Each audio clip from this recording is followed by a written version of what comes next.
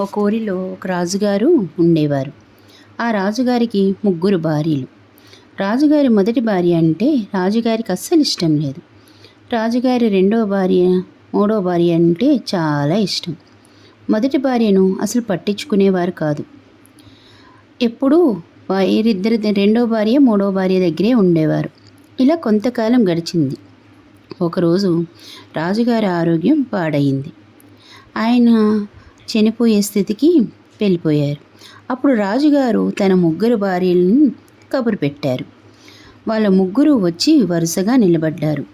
చెప్పండి ప్రభు అన్నారు. అప్పుడు రాజుగారు, నేను ఇంకా ఎన్నో రోజులు బ్రతకను, నాకు ఒక చివరి కోరిక ఉంది అన్నారు. రాజుగారి భార్యలు చెప్పండి ప్రభు అన్నారు. నేను చనిపోయినప్పుడు మీలో ఒకరు నాతో మీ ప్రాణత్యాగం చేయాలి అన్నారు. అందుకు మూడో భార్య, నేను మీతో చనిపోవడం ఏమిటి, నేను చనిపోను. ఇంతలో రెండో భార్య, మీకేమైనా పిచ్చి పట్టిందా, మీరు చనిపోతే మీతో పాటు మేమెందుకు చనిపోవాలి అంది. అప్పుడు మొదటి భార్య, ప్రభు నేనున్నాను మీకోసం, మీతో పాటు నేను చనిపోతాను, మీతో చివరి వరకు నడిచి వస్తాను అంది. ఆ మాటలకి రాజుగారికి ఆశ్చర్యం వేసింది. రాణి, నేను మిమ్మల్ని ఎప్పుడూ చులకనగానే చూశాను. మీకు తగిన గౌరవం ఇవ్వలేదు, హోదా ఇవ్వలేదు, మిమ్మల్ని పట్టించుకోలేదు. కానీ ఇప్పుడు మీరు నాతో చనిపోవడానికి సిద్ధపడ్డారు. నాకు చాలా ఆశ్చర్యంగా ఉంది అన్నారు.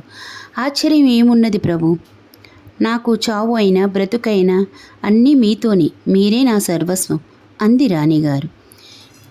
ఇందులో మనం తెలుసుకోవలసిన నీతి ఒకటి ఉంది.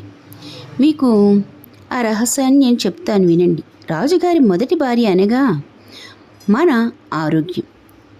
ఇక రాజుగారి రెండో భార్య అనగా మనం సంపాదించుకున్న పేరు ప్రతిష్టలు.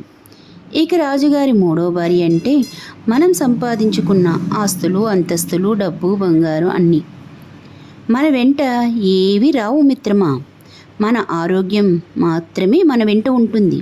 అందువలన అందరూ ఆరోగ్యాన్ని ప్రేమించండి, ఆరోగ్యాన్ని కాపాడుకోవాలి.